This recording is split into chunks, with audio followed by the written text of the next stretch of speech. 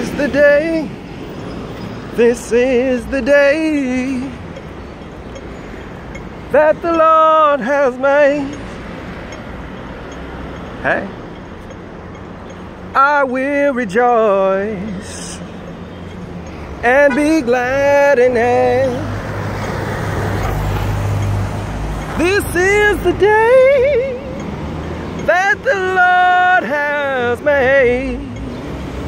I will rejoice and be glad in it. Hey people, we out here in Hong Kong. Just got a really uplifting message. Went to church today with my good buddy Calvin. We out here just like two kings.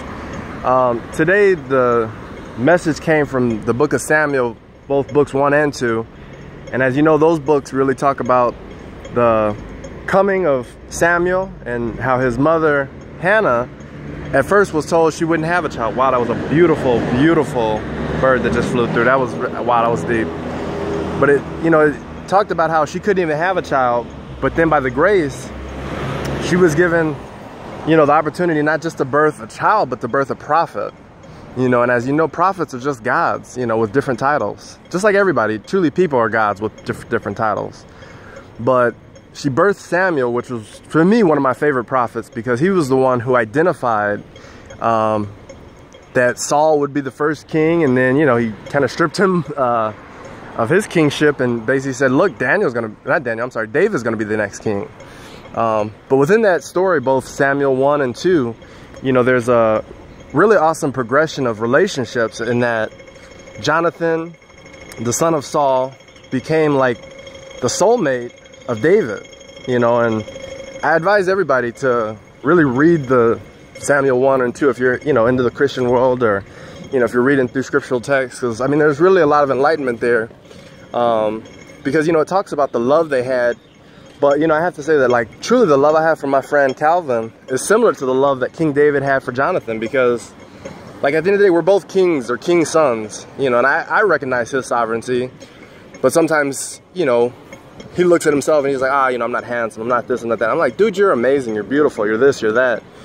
Because it's like, at the end of the day, he's uplifted me as a person during times when I was down. And I share that testimony today with quite a few people, about how my friend Calvin, like, really took care of me, during times when I really had nobody.